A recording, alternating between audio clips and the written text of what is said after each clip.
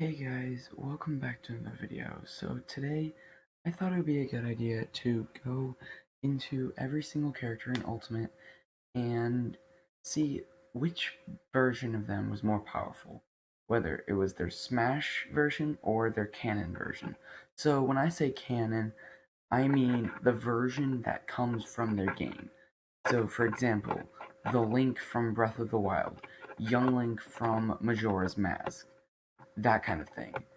So their canon version has no basis on their Smash version, and while their Smash does have basis on their canon version, there are some differences between all of the versions. So I just wanted to see who's stronger in Smash and who was weakened so that they could actually be playable in Smash. Ridley.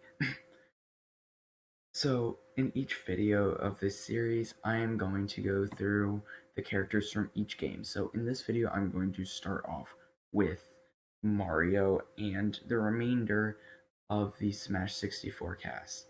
So, Mario is an interesting one because he, I guess his fireballs are a thing that I should consider because Mario Finale is certainly well stronger than his normal fireballs that you can see plopping along the ground in Super Mario Bros. But also, if you consider stuff like Super Mario Galaxy, where he quite literally stands within a few feet of a black hole and just stands there perfectly fine, like his gravity's not affecting nothing. And if you look at Smash, just like all other characters, he is affected by black holes, although that may be looking just a bit too deep at it. So this is actually a current tier list. Mario is pretty high tier, and considering what I've seen out of canonical tier lists, having Mario down somewhere in that range, in the mid to high mid range, like I really think that his Smash version would be stronger. Just because Mario was beefed up a little bit strength wise to be able to compete with them. And that's kind of what this is going to be like. Some characters were made ridiculously strong to try to compete with Smash Bros, and some of them, Ridley for example, were taken from 20 feet tall to about the same height as Ganondorf. And, well, that's not that far off compared to some of the other characters. That's still about 12 feet, even 13, 14 feet difference. But that is way off target of where I was.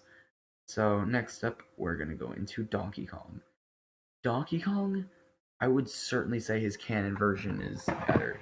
Sure, in this, he can punch people and they go a long way. Whatever. He can quite literally punch the moon out of orbit in his games. Enough said. Next up, we have Link. And Link is actually very close. Where did he go, though? Link decided to. There he is. So Link for me is very close. Think I'm gonna put him in I don't know, mate, because Link, honestly, because of what they've done to try to merge him into Breath of the Wild Link, he's very close to what he was in that game. Granted, he might be stronger in his canon. Actually, I am gonna say he was stronger in his canon just because he had such a wide variety of weapons in that. I mean, he technically has the light arrows, but that's just like in the game. That's exactly once. But I mean, he can defeat such a wide array of enemies.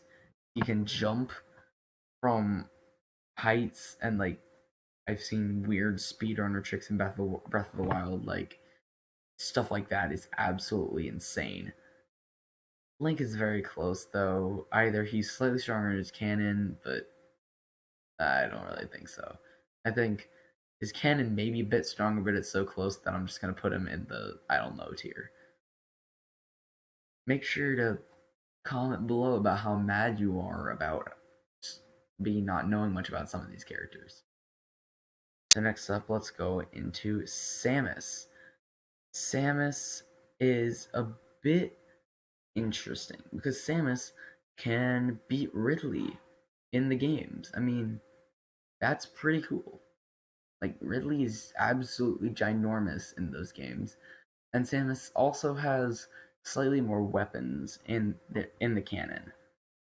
So I am going to say that Samus's canon version would outrule their Smash version slightly more than Link's. So they are like distinguishable enough in their canon to be stronger in that canon. So I'm gonna also toss Dark Samus in there with Samus as kind of the same. Oops, kind of the same thing there. I mean, Dark Samus though is quite literally phase on, not another version of Samus. It's not as lazy as you guys thought Sakurai really was, because Dark Samus in the game's canon is actually Phazon, which is basically something that can take over any living material. I'd say that's pretty powerful. So I would definitely say Dark Samus's canon is stronger than her whatever tier she is. Dark Samus and Samus are right hanging around right there, high tier. So I mean, high tier is not that bad, but when you can take over any living creature, I'd say that's pretty good. So next up, let's go into Kirby. Kirby is like, if you've ever played a Kirby game, you know that Kirby's stronger in canon than freaking down here in mid tier. Are you kidding me? Compared to what Kirby is in canon, quite literally defeating gods like it's on the playground or something. Like, it's just absolutely ridiculous how many gods Kirby's just gone out there and just decided, no, you don't get to exist. It's really funny. Like, if you want to look more into that, play some Kirby games. Like, there's some crazy stuff that happens in those games. I believe the next character is going to be Fox. Yes, it will be Fox. Fox is interesting because Fox really does not show any of his. There he is. Fox really just doesn't show any of his abilities in Smash Bros. In his canon games. And he doesn't really show any abilities in his canon games.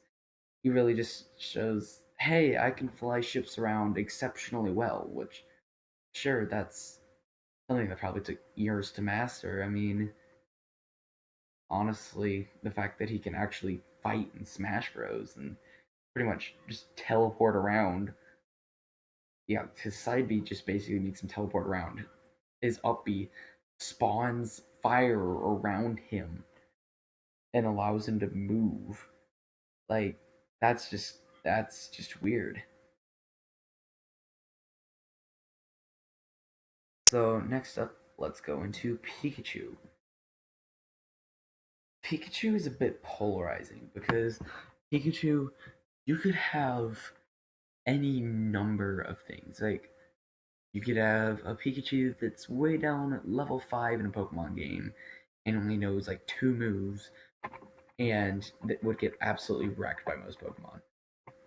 But then there's the level 100 incarnations or higher level incarnations of Pikachu that can just one shot every living being on Earth. And the honestly, the Smash version of Pikachu can teleport, can throw Thunder Jolts quite a bit faster than the Pokemon canon version of Pikachu can, and just has a array of things that are just not available in the canon. So I'm going to put Pikachu right there. Next up is Yoshi. I'm saying Yoshi's stronger in Smash Bros. As well, just because Yoshi in the canon really carries babies and Mario and friends on his back. It's about the length of what he does. In Smash Bros., he can just turn into an egg, turn other people into eggs, and it's just like, yeah, I'd say that's slightly stronger unless you're counting like Mario Sports, which I don't, because if those games were canon, then Mario might be the strongest being ever created. Next up, we have Luigi.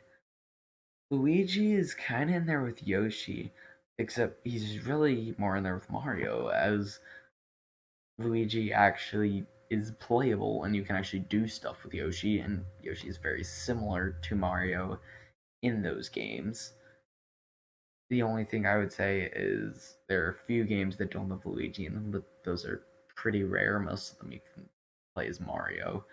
And it's really just games like 64 and Sunshine, I believe, the first two that come to mind, that Luigi's not in either of those. So I guess Mario has access to the Flood Pack. But honestly, if Luigi is gonna be like interesting, Luigi is high mid and Mario is up here. I mean, they have transformed a lot over the years, but still, really, they're that far apart? But I guess if I'm gonna put Mario, I'm gonna put Luigi, because Mario slightly more access to things outside of Smash, but and Luigi is slightly weaker, so that kind of balances itself out. So next on the list is, I'm just gonna go ahead and do Captain Falcon. Captain Falcon, another one that I just think is stronger in Smash Bros. Because he drives a car around, and I I guess the anime, he does Falcon punches and stuff, and the cutscenes in F-Zero GX, but honestly, I mean, he can just create fire around his fist because his fist is just moving that quickly in the air. I mean, honestly, Falcon is just kind of crazy in Smash Bros. He can just create lightning with his knees. He's probably the easiest decision I've been able to make, other than Yoshi going into stronger in Smash Bros. So next up is Jigglypuff. Jigglypuff is interesting, just like Pikachu. It's another one of those, like, yeah, you're probably stronger in your canon at higher levels, but like, is rest really a thing in Pokemon? I've never had a Jigglypuff in a Pokemon game, so I couldn't tell you. But I feel like right now, rest alone is making me think Jigglypuff is stronger in Smash Bros. So that will bring us down to our final character in Smash 64, and that's going to be Ness. Ness has elemental abilities that are very well replicated in Smash Bros. He has all of his PK moves, Flash, Fire, Thunder. He has Psy Magnet, all those things replicated somewhat from his home series. The only thing I would say that separates them is PK Starstorm, because Ness can't actually use that in the Earthbound games. But honestly, their two versions are so close that I'm just gonna put Ness in the I don't know tier and call it a day. So now we are going to head into the melee characters. Starting off with, I'm just gonna kind of go down the roster and see what I see. And the first one I see is Bowser. Easily canon. Canon so easily.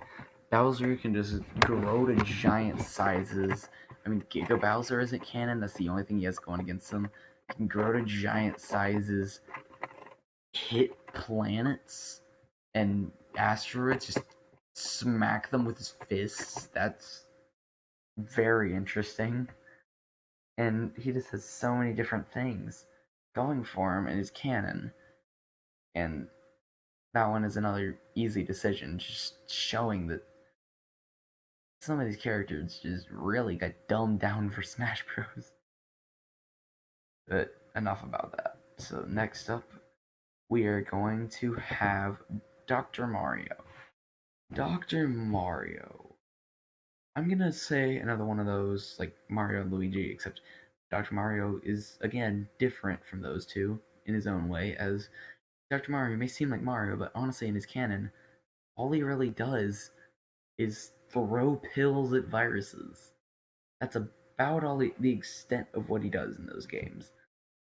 And in Smash Bros, he can actually like severely injure people. So I would definitely say that his Smash Bros version is much stronger.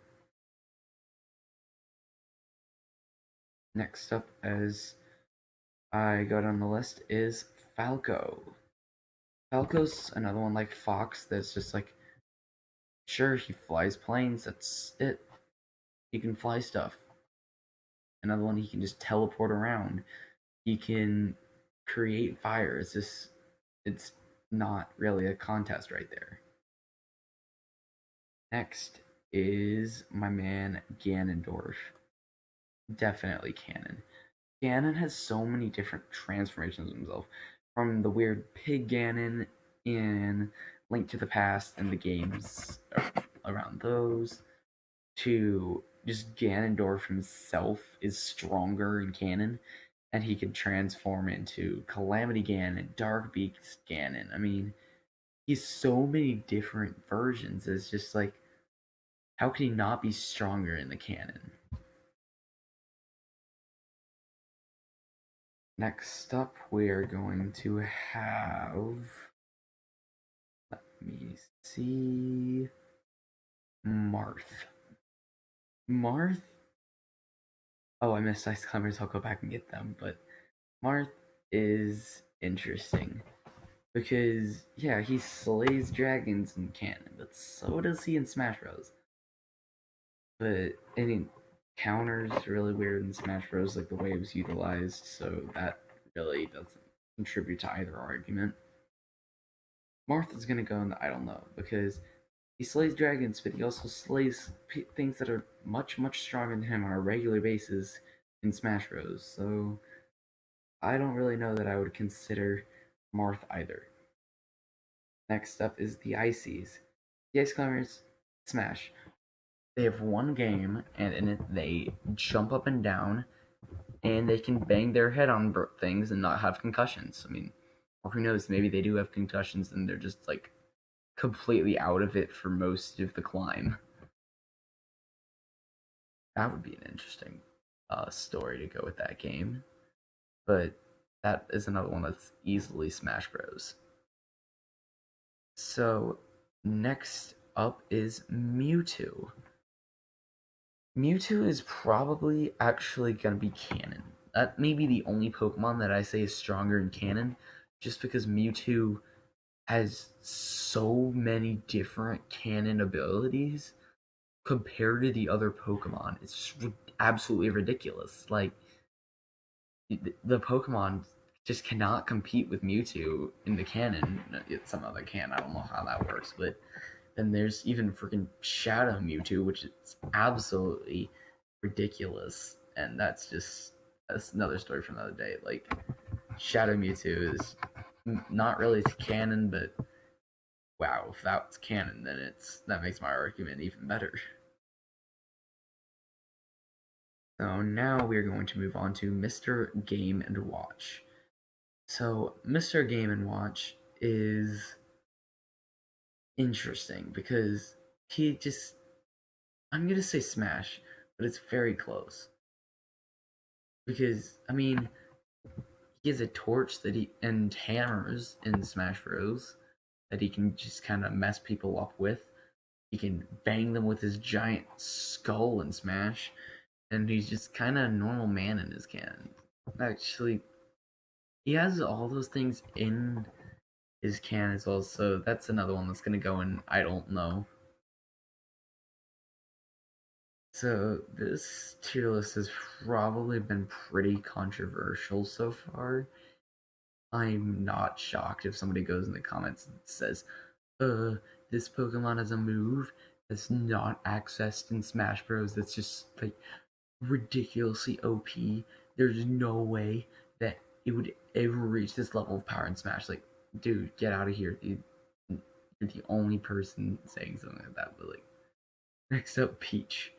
And Peach is probably stronger in Smash Bros. As well, because at least she can actually kind of fight in Smash Bros. Even though she's like a really pacifist fighter, but she kind of doesn't do much except get captured in the canon. Same with Daisy in her one canon game. She got captured and she's literally just worse Peach. So, yeah, stronger in Smash. Next up, we're gonna have Pichu, and another one of those that's probably stronger in Smash because, I mean, hurting yourself. I mean, Pichu hurts themselves in canon, I believe. So that's really not a good argument. You can't say, "Oh no, Pichu doesn't hurt themselves." I mean, I think they do. Like, they're still gonna severely injure themselves. But Pichu, just like all the Pokemon, kind of back and forth. Actually, you know what? I'm just gonna make a new tier just for the Pokemon, right in front of you guys' very eyes. Just let me make the freaking tier. There we go. So this is gonna be the Pokemon tier. Just because Pokemon are so weird and different from all the other ones.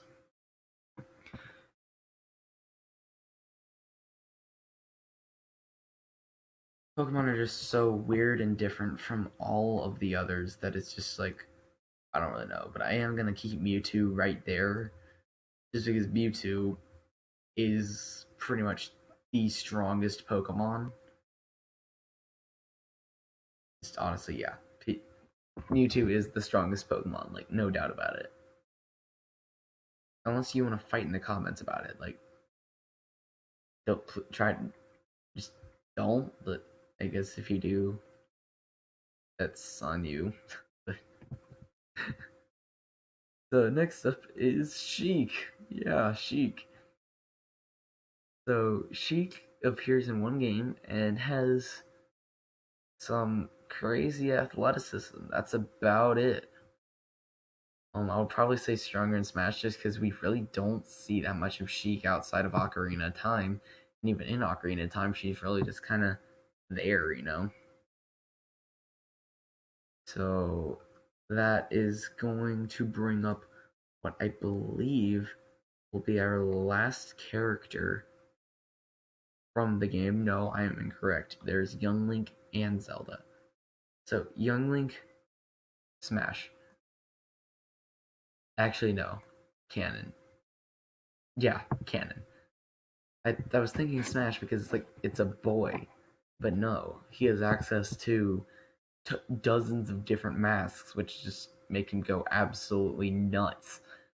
Like the masks he has access to, like Majora's Mask and all the other ones. Like I really didn't play Majora's Mask, so don't judge me. But he has access to so many things like that. It's just like I really don't think that he's stronger in his canon now that I think about it, because like those masks, they're just too powerful, man. They're just too powerful. And finally, Zelda. Zelda's another one of those, like, just like Chic, really don't see that much out of her in the canon, so it's kind of hard to decide how strong they are in the canon.